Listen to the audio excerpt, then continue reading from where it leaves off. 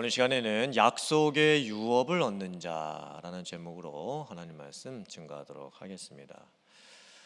오늘 창세기 21장의 말씀에는 드디어 25년 만에 아브라함에게 아들 이삭이 태어나는 사건이 나옵니다.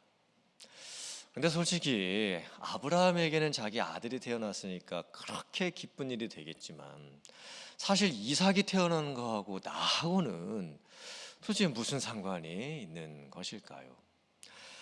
또 오늘 창세기 21장 말씀을 보면 아브라함의 두 아들, 먼저 여종을 통해서 태어났던 이스마엘하고 이제 새롭게 태어난 사라의 아들로 태어난 이삭하고 갈등을 하는 내용이 나옵니다. 그리고 이삭은 약속을 유업으로 얻는 아들이 되고 이스마엘은 종의 아들로서 결국에는 아브라함의 집에서 쫓겨남을 당하게 됩니다. 과연 이 두 아들의 이야기는 아브라함에게는 본인에게는 어떤 의미였으며 또 오늘 여기를 살아가고 있는 저와 여러분들에게는 도대체 이 이스마엘하고 이삭 사이에 생기는 이 갈등과 또 이삭은 약속의 유업을 얻는 아들, 이스마엘은 쫓겨나는 종의 아들, 이게 과연 영적으로 우리에게 무슨 의미가 있는 것인지 함께 말씀을 살펴보고 은혜를 나누기를 원합니다. 첫 번째, 이삭의 영적인 의미는 웃음입니다. 그 웃음을 유업으로 받는 자가 될 수 있어야 합니다. 창세기 21장까지를 잘 읽어보면 이삭이 태어나는 그런 과정 가운데에 그 이름의 뜻, 이삭의 이름의 뜻이 웃음입니다. 그런데 그 웃음을 모티브로 하는 사건이 계속적으로 지금까지 벌어진 것을 보게 됩니다. 제가 정리를 한번 해봤는데요. 화면 한번 봐주시고요. 천사가 나타나서 아브라함에게 네 아내가 너에게 아들을 낳아줄 것이다 말씀을 했을 때 아브라함은 비웃습니다. 마음속으로 아이고 어찌 그런 일이 나한테 일어날 수 있을까 생각하는 거죠. 그때 천사가 네 아들의 이름을 이삭이라 하라 말씀을 해주고요. 그리고 다시 한번 또 나타나서 네 아내 사라에게 아들이 있을 것이다 말씀을 했을 때 이번에는 사라가 비웃습니다. 어이없고 못 믿겠고 설마 하는 비웃음을 웃는 것입니다. 천사가 다그치지요. 사라가 어찌하여 웃었느냐? 그랬더니 사라가 제가 웃지 않았습니다. 이게 변명을 합니다. 천사가 다시 책망하죠. 아니다. 네가 분명히 웃었느니라. 그리고 이제 이삭이 창세기 21장에서 태어납니다. 그때 드디어 사라가 진짜로 웃습니다. 정말 웃습니다. 그리고 하나님이 나를 웃게 하신다. 그리고 다른 사람들도 다 나와 함께 웃게 될 것이다. 이렇게 고백을 합니다. 그런데 이삭이 이제 태어나고 나서 자라고 한 3, 4살 정도 되었을 때 그때 이제 이스마엘도 나이가 한 17세, 한 18세 정도가 되는데 이스마엘이 이삭을 비웃기 시작합니다. 그러니까 놀리는 거죠. 이 사건이 결정적으로 촉발되면서 나중에는 하갈과 이스마엘이 아브라함의 집에서 쫓겨남을 당하게 되고 결국에는 하갈이 이스마엘의 어머니였던 하갈이 광야 한가운데서 슬퍼하며 울게 됩니다. 소리내어서 대성통곡하는 일이 벌어지게 됩니다. 잘 보세요.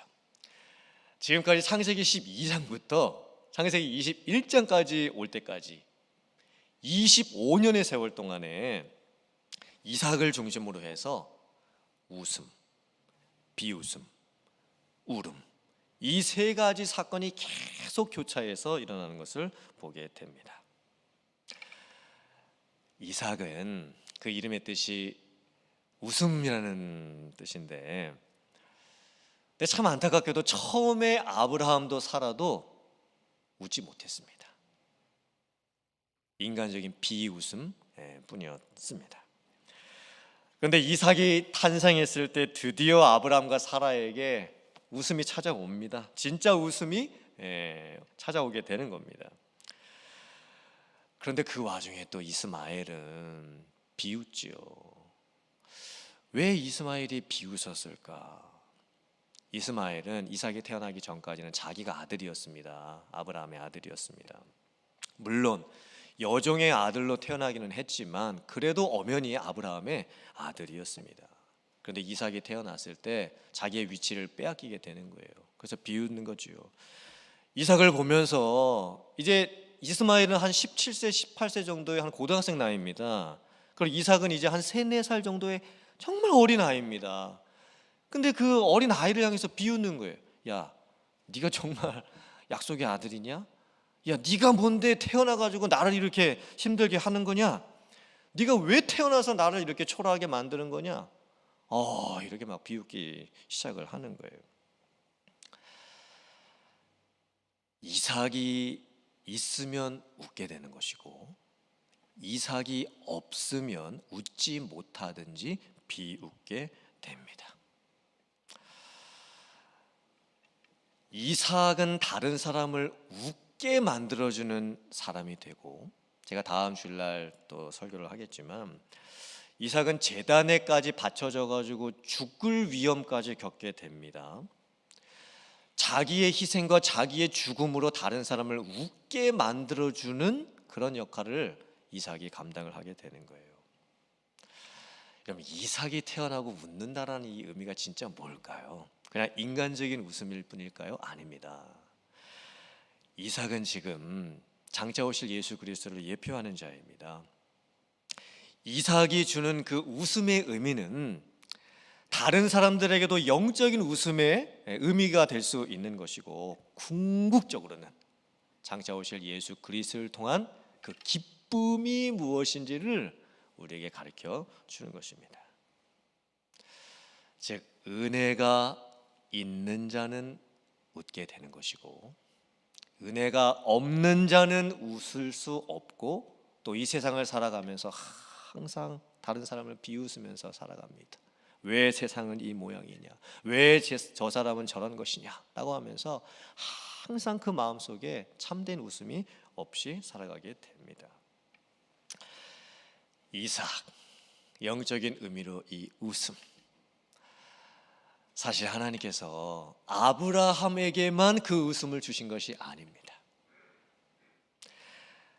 저와 여러분들에게도 영적인 의미로서 웃음을 주셨습니다. 왜 그럴까요? 우리가 예수 그리스도를 믿었고 구원을 받았고 하나님의 자녀가 되었고, 그래서 그 이삭의 영적인 유업으로 흘러왔던 그 웃음이 우리들에게도 지금 있게 되는 것입니다. 이사야서 61장 3절 말씀 같이 봉독합니다. 시작. 무릇 시온에서 슬퍼하는 자에게 화관을 주어 그 죄를 대신하며 기쁨의 기름으로 그 슬픔을 대신하며 찬송의 옷으로 그 근심을 대신하시고 그들이 의의 나무 곧 여호와께서 심으신 그 영광을 나타낼 자라 일컬음을 받게 하려 하심이라. 아멘. 사랑하는 성도님들, 우리의 이 웃음은 정말 어디서 오는 걸까요? 우리는 우리의 인생을 살아가면서 정말 어떤 상황에서 진짜 웃을 수 있게 되는 것일까요? 사람이 가질 수 있는 이 웃음은 하나님이 궁극적으로 주시는 겁니다. 그것이 바로 영적인 의미로 이삭이라고 하는 그 웃음에 담겨 있는 은혜라는 것입니다. 은혜를 아는 자, 그 은혜를 받는 자, 또 구원받은 자, 하나님의 자녀가 된 사람은요, 죄를 뒤집어 쓰는 인생이 아니라 머리에 꽃관을 쓰는 인생이 됩니다. 슬픔 대신에 기쁨의 기름이 이 머리에서부터 발끝까지 흘러내려갑니다. 그리고 근심 대신에, 가슴 치는 이 원통함의 이 근심 대신에 찬송의 옷으로 대신 입게 되는 것입니다. 그리고 진짜 하나님의 은혜를 알고 웃을 수 있는 사람은요, 자기만 웃는 인생이 되는 게 아니라 다른 사람들도 웃게 해주는 인생이 됩니다. 내 주변에 있는 사람들이 내게 있는 그 은혜로 말미암아, 내게서 나타나는 그 찬송으로 말미암아, 감사로 말미암아 나 때문에 내 주변 사람들이 다 웃게 되는 그런 그런 영적인 축복이 임하게 되는 것입니다. 사랑하는 성도님들, 여러분들에게는 그런 웃음이 있으십니까? 그렇게 지금 웃을 수 있으시겠습니까? 여러분들에게는 이미 그 웃음이 주어져 있습니다. 왜냐하면 예수님을 믿으셨고 또 구원받았고 하나님의 자녀가 되었기 때문입니다. 세상에서 우리가 그냥 세상 것 가져서 웃는 그런 세상적 웃음 말고 이제부터 여러분의 삶에 하나님의 여러분들로 하여금 웃게 해주시는 그런 진짜 웃음을 웃으면서 살아갈 수 있는 여러분들 다 되실 수 있기를 주님의 이름으로 축원합니다. 아멘. 두 번째, 육체를 따라 난 종의 자녀가 아니라 성령을 따라 난 은혜의 자녀들이 될 수 있어야 합니다. 이스마엘이 이삭을 비웃기 시작하고 괴롭히게 되면서 결국에는 이삭의 어머니 사라가 참다 못해서 아브라함에게 하갈도 쫓아내고 이스마엘도 쫓아내라고 이야기를 합니다. 지금 이 두 아들의 갈등이 번져서 사라와 하갈 사이의 갈등까지 지금 번지게 되었고 아브라함 역시 지금 큰 근심에 빠지고 맙니다. 아브라함은 솔직히 지난 25년간 이삭 태어나기만을 기다렸지요. 그리고 이삭만 태어나면 자기에게 있는 모든 어려움과 힘겨운 근심들이 다 없어질 줄만 알았습니다. 이삭만 태어나면 모든 일들이 다 해결될 줄만 알았습니다. 그런데 아니었습니다. 오히려 반대가 됩니다. 진짜 아들, 약속을 유업으로 잇게 될 이삭이 태어나게 되니까 이 먼저 있었던 여종을 통해서 태어난 이 하갈 그리고 이스마엘, 여기에서 문제가 생기게 되는 거예요. 사라가 하갈도 쫓아내고 이스마엘도 쫓아내라고 하는데 아브라함 입장에서는 어떻게 쫓아냅니까? 여종의 아들로 태어나기는 했지만 그래도 이스마엘도 자기의 아들입니다. 자기의 육체적인 혈통을 이어받은 아들인 거예요. 쫓아낼 수가 없죠. 이 일로 인해서 아브라함이 큰 근심이 쌓이게 됩니다. 도대체 일을 어떻게 하면 좋겠냐? 이 두 아들 사이에서 일어난 이 갈등을 어떻게 해결을 하면 좋겠냐? 그런데 참 놀랍게도 하나님께서 사라 편을 들어주십니다. 그리고는 아브라함에게 하갈과 이스마엘을 쫓아내라 이렇게 명령을 하십니다. 결국에는 하갈과 이스마엘이 쫓겨남을 당하게 되고 광야에서 헤매게 되다가 하갈이 너무 서러워서 대성통곡하면서 우는 사건이 벌어지게 됩니다. 하나님도 좀 너무하시는 거 아닐까요?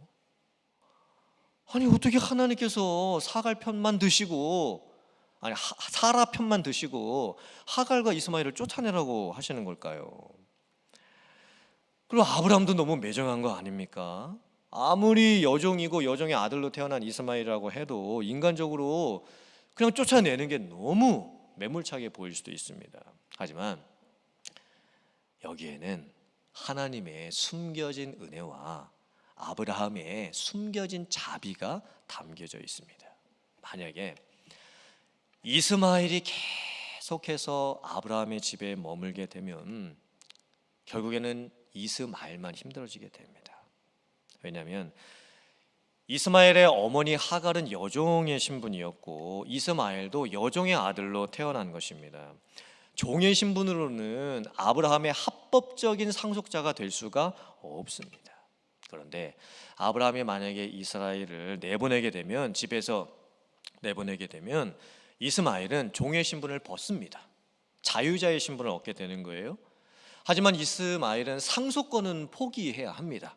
아버지 아브라함으로부터 무엇인가 얻을 수 있는 자격은 없어집니다. 하나님께서도 사라 편을 들어주시면서 이스마엘을 결국 쫓아내야 된다 이렇게 말씀하신 이유는 하나님께서는 이삭만이 약속의 자녀가 될 수 있다라고 말씀을 하시는 것이고 하지만 하나님께서는 또한 이스마엘에게도 아브라함의 집을 떠나서 얘는 그 스스로 인생을 살아갈 수 있도록 도피할 수 있는 길을 마련을 해주시는 거예요. 이 이삭하고 이스마엘하고의 이 관계가 도대체 무슨 의미일까요? 그냥 두 아들 간의 싸움일까요? 아닙니다. 이 이삭하고 이스마엘의 관계는 영적으로 아주 큰 놀라운 의미가 있습니다.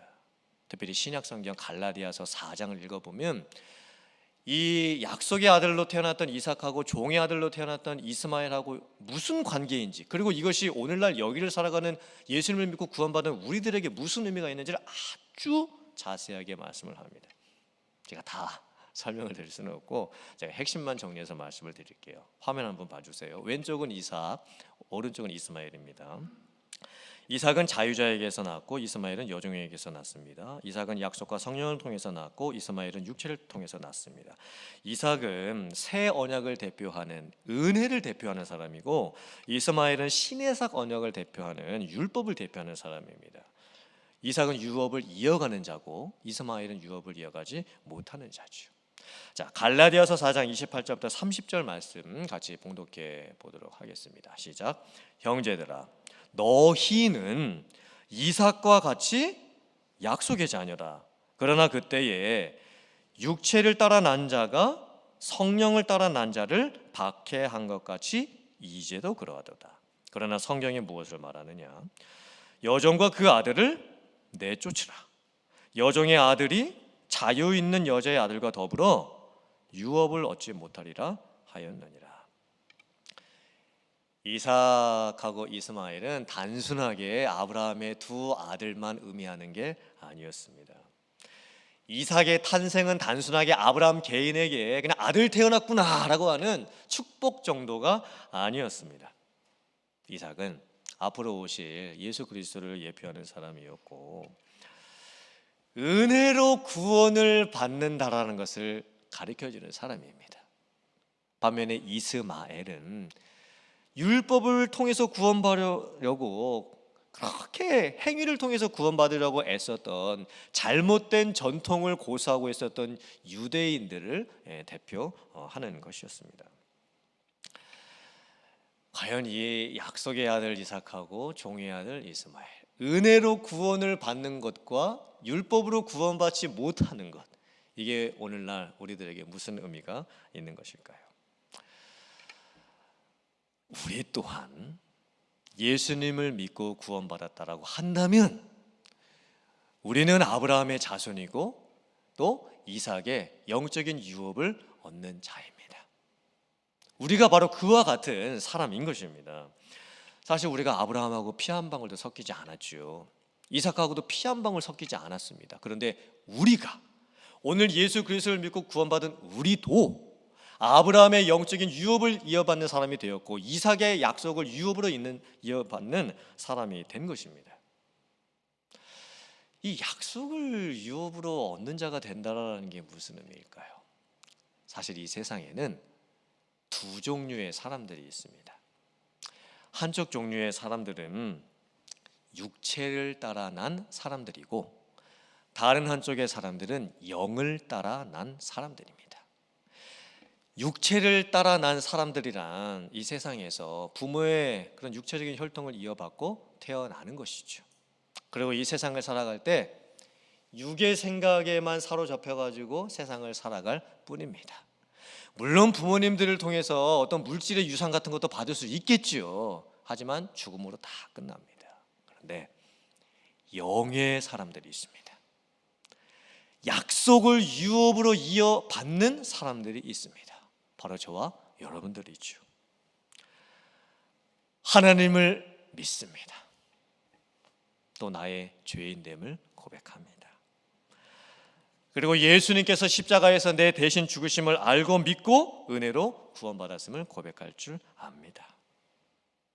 그리고 영적인 유업을 계속 이어받으면서 살아가는 거예요. 아브라함 시대부터 이삭, 그리고 예수님, 그리고 지금 나, 그리고 내 후손들, 영적인 유업을 계속 이어주면서 살아갑니다. 사랑하는 성도님들, 세상의 유업을 그렇게 이어받는 사람들이 아니고 영적인 유업을 이어받는 사람들이 되셔야 합니다. 그리고 이미 여러분들은 그런 사람들이 되셨습니다. 사랑하는 성도님들, 내게 주어진 이 아브라함과 이삭을 통해서 지금까지 나에게 흘러온 이 약속의 유업이 얼마나 놀랍고 큰 것인지, 그 하나님께서 내게 부어주셨던 은혜에 감사하고 감격하며 살아갈 수 있는 여러분들 다 되실 수 있기를 주님의 이름으로 축원합니다. 아멘. 또 오늘 성경 말씀을 잘 살펴보면요, 창세기 21장을 잘 읽어보면 참 특별한 내용이 있습니다. 25년 동안 기다렸던 아들이 드디어 태어난 겁니다. 그럼 얼마나 중요한 사건입니까? 얼마나 놀라운 일입니까? 그런데 성경은 너무나 참 신기하게도 너무 간단하게 이 이삭의 탄생을 그냥 언급하고 넘어갑니다. 이삭 태어났다, 할례 받았다, 아브라함은 100세였다, 사라가 웃었다. 이 내용이 전부입니다. 아니 25년 동안 기다렸던 그 아들이 태어났는데 어떻게 이렇게 간단하게 언급하고 넘어갑니까? 그리고 오히려 그 후에 이삭하고 이스마엘하고 생기는 그 두 아들에 대한 사건 내용이 창세기 21장 전부를 차지합니다. 거의. 그럼 이게 도대체 무슨 의미일까요? 왜 이삭이 태어난 사건이 이렇게 간단하게 언급되고 그냥 넘어가는 것일까요? 그 답은 1절에 있습니다. 1절. 거기에 두 번이나 반복되는 말씀이 있죠. 여호와께서 말씀하신 대로. 이게 두 번 반복됩니다. 여호와께서 말씀하신 대로. 성경은 의도적으로 아들을 얻게 된 아브라함의 기쁨에만 초점을 맞추고 있지 않습니다. 그냥 아들을 얻어서 축복받은 아브라함, 참 좋겠다, 아브라함의 축복에 초점을 맞추고 있지 않습니다. 성경은 의도적으로 하나님께서 처음에 약속하셨던 것처럼 하나님께서 결국 그 약속을 지켜주셨다, 그것뿐이다, 지금 이렇게 말을 하고 있는 거예요. 하나님께서 하시겠다고 하셨던 그 일을 그냥 하나님이 하셨을 뿐이다, 이렇게 지금 언급을 하고 넘어가는 겁니다. 그래서 창세기 21장 이 끝부분에서 아브라함이 어떻게 고백을 하게 되냐면 이렇게 고백하는 거예요. 창세기 21장 33절 같이 봉독합니다. 시작. 아브라함은 부엘스바에 에셀 나무를 심고 거기서 영원하신 여호와의 이름을 불렀으며. 아브라함이 고백하죠. 하나님은 영원하십니다. 하나님은 무한하십니다. 하나님은 시공간적으로 언제나 계셨고 아니 계신 곳이 없으십니다. 하나님은 무한대의 시간 속에서 언제나 계셨고 항상 계시는 분이십니다. 이렇게 고백을 하는 거예요. 이건 반대로 보면 아브라함이 자기 자신을 살피면서 하나님, 저는 아무것도 아닌 사람입니다. 하나님, 저는 이삭이 태어났지만 이 이삭이라고 하는 이 아들도 저에게 아무것도 아닌 것이라는 것을 제가 드디어 깨닫습니다. 이렇게 지금 고백을 하는 거랑 똑같은 것입니다. 한번 생각해 보세요. 25년 만에 얻은 아들입니다. 얼마나 귀하고 얼마나 소중한 아들이겠습니까? 금이야 옥이야 생각하면서 기르게 되겠죠. 그런데 성경은 아들 얻은 아브라함에게 초점을 맞추지 않습니다. 아브라함의 마지막 고백이 무엇이냐면 영원하신 하나님, 그 하나님을 고백하게 되는 아브라함에게 초점을 두고 있는 거예요. 이게 저와 여러분들에게 무슨 의미가 있을까요? 오늘을 살아가는 우리들에게 무슨 영적인 의미가 있는 것일까요? 우리도 인생을 살아가게 될 때에 이렇게 생각하게 될 때가 있죠. 내가 이것만 가지면 될 것 같은데, 내가 이 일만 해결되면 될 것 같은데, 그리고 막상 또 그것을 가질 수도 있고 그 일이 해결될 수도 있습니다. 그때 우리는 잠깐 기뻐할 수 있죠. 그런데 그때뿐입니다. 그게 오래가지 못합니다. 조금 시간 지나가면 또 이것만 가지면 될 것 같은데, 이 일만 해결되면 될 것 같은데 그 일이 또 생깁니다. 그러면 우리가 평생 그거 반복하다 죽는 거예요. 그 패턴을 계속 그 패턴을 죽을 때까지 반복하다가 결국 사는 겁니다. 그리고 죽는 겁니다. 그러므로 뭐가 중요한 것이냐면 정말 여러분들이 영원하신 하나님을 만났느냐, 그게 중요합니다. 지금 여러분의 삶에 있는 그 작은 문제, 큰 문제, 그게 중요한 게 아니에요. 그리고 그 작은 문제, 큰 문제가 어떻게 해결됐냐 안 됐냐, 그게 중요한 것도 아닙니다. 여러분들이 만약에 하나님을 만나셨다면, 정말 크신 하나님, 무한하신 하나님, 영원하신 하나님을 만나셨다면 그 인생 가운데 하나님께서 은혜를 베푸시고 인도를 해 주십니다. 시편 102편 25절부터 27절, 시편 39편 4절 같이 한번 봉독해 보겠습니다. 시작.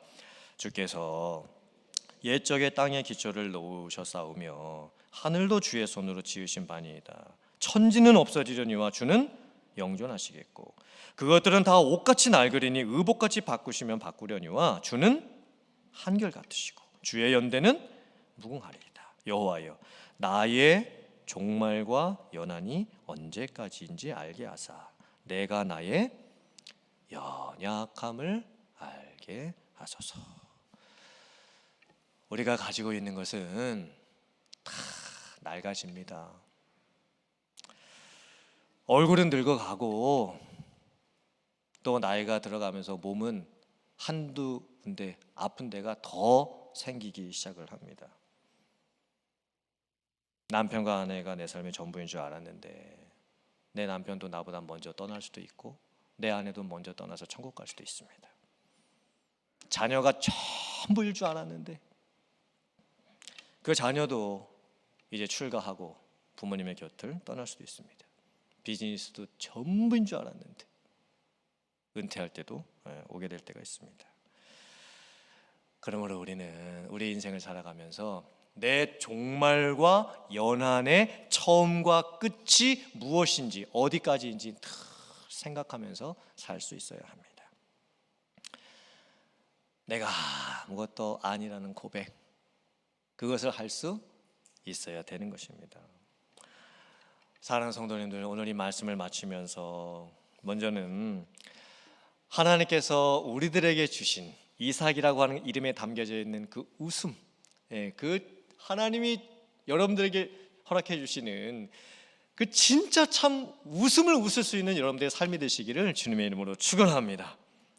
그리고 나도 아브라함과 이삭의 그 약속의 유업을 이어받은 자라는 그런 감사를 하고 하나님의 은혜로 말미암아 지금까지 내가 살았음을 고백하고 정말 하나님은 크신 분이시구나. 그리고 나는 연약한 자이구나. 그런데 그 하나님이 나를 끝까지 인도해 주시리라. 이 믿음의 고백을 하면서 살아갈 수 있는 여러분들 다 되실 수 있기를 주님의 이름으로 축원합니다.